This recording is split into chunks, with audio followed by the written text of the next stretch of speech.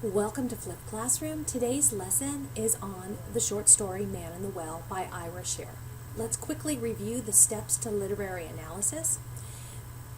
Before you begin, you should skim the story, just doing a quick read to get the general idea of what the story's about. Then you should go back and do your close reading. Close reading is where you annotate. You highlight main ideas and you write questions in the margin. What you should be looking for are the different literary elements, such as character, setting, plot, dialogue, symbols, imagery, and so forth. The next step is once you've annotated and looked closely at the story, you want to analyze those literary elements. What is the role that character plays, or what is the role that dialogue is playing in the story, and how does it add to the story's meaning? For example, how do the symbols add to the story's meaning? In the end, you are drawing a conclusion. You're using your critical thinking to look for deeper meanings, to determine why is the story significant. Let's take a quick review of what the plot is for the story Man in the Well. In the beginning, the kids discover the actual man, and they hear his voice coming out of the well. They lie about getting help to rescue the man. The next day, they bring food and water. The big plot twist is once the man discovers their names, the kids no longer visit the well. There's also this little side paragraph, it shows up twice, about the mom that is crying. There's many different interpretations of that scene, but for today's quick analysis, we're just going to kind of breeze through the mom crying scene, almost as if editing it out of the story. Let's take a quick look at the different characters. Obviously, the main character is the man in the well. And think about what the reader knows about him, or even what the reader does not know about him, is from the narrator's point of view. Keep in mind, at the time, the narrator's a child, so you have to consider how much of what the child says is accurate. So once again, the children, we have the narrator, whose name doesn't really come out. We have Wendy, she's the first character to actually say her friends' names. We have Arthur, he's the first one to lie. We have Aaron, who reveals all his friends' names. And then of course we have Grace and Robert and Jason, other kids that visit the well, and the mother character. But once again, we're going to skip over the mother character for today's analysis. Setting, it's outdoors and it's isolated. That makes a significant difference in terms of who knows the man is in the well. Also, there's no rain throughout most of the story. There's a few ways you could interpret that in terms of the level of thirst the man is suffering from, and the level of, if it does rain, would he drown, or would that help him escape the well? Also, the well is a key element of the setting. It can symbolize a cage because it has him trapped. And if you perceive the man in the well as an animal or a pet for the children, then once again it develops the idea of the well as a cage.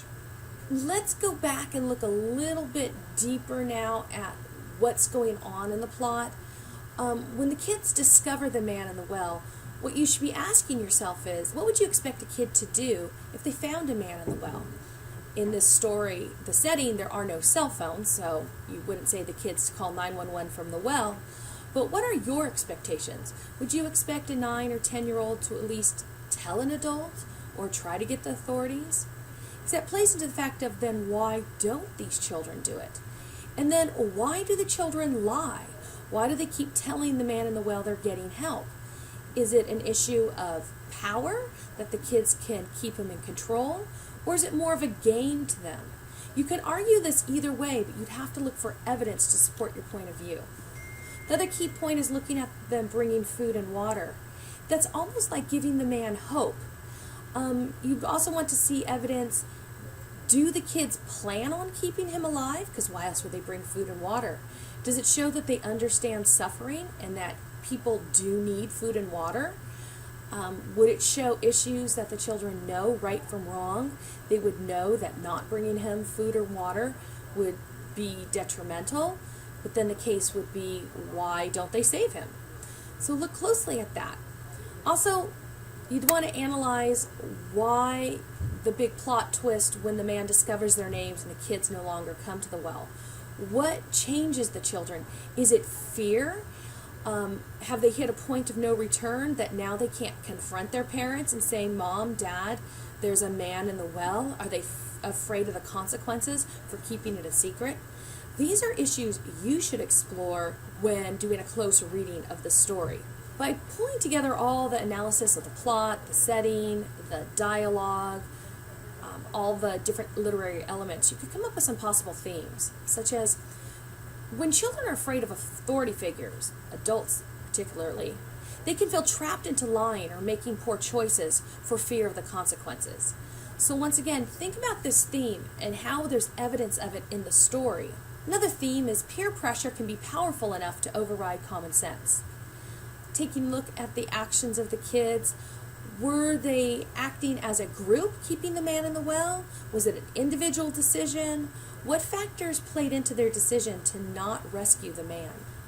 Another possible theme is the desire to feel powerful, which can be detrimental. As you know, children tend not to have very much power. So in this case, when they're treating the man like a pet and controlling his food and his rescue, did it make children feel powerful? Did it give them an opportunity to experience what it's like being an adult? Another possible theme is false hope and how that can lead to fatal disappointment. You'd see here how the man is led to believe with the food and water and the lies that he's going to be rescued, only to at the end realize there's no rescue coming. If you're going to try to develop the theme of the desire to feel powerful can be detrimental, you'd look at the plot and how the children hold power over the man, the power of life and death if he'll be rescued, and the man also holding power of the children through dialogue. He does not tell them his name. He withholds to try to give them a reason to come back.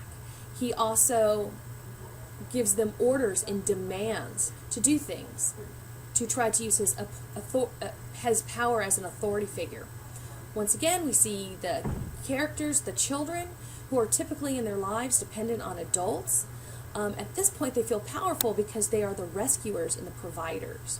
Going back to dialogue, once again, the man in the well, when he says Aaron's dad, he realizes he has a hold over the children, a power, almost a threat. He uses that power to try to motivate the kids for a rescue. When that doesn't work, he shifts into saying, what do you think my name is? Almost like a Rumpelstiltskin type game. He's trying to use his intelligence as a power to manipulate the kids, whether it's positive or negative manipulation is up to you, but to manipulate the kids into getting a rescuer for the man. So in review, what you would do with a story like Man in the Well, if you want to use it as a practice for the final exam, closely read it. Then you would try to brainstorm an outline, whatever the essay prompt was. A generic outline to practice for the final exam would be something like, why is this story significant? After you brainstorm and outline that, you do a practice time writing, spend about an hour seeing if you could write an essay based on that topic. And that's a great way to practice for the final exam. So thank you for joining me today in Flipped Classroom.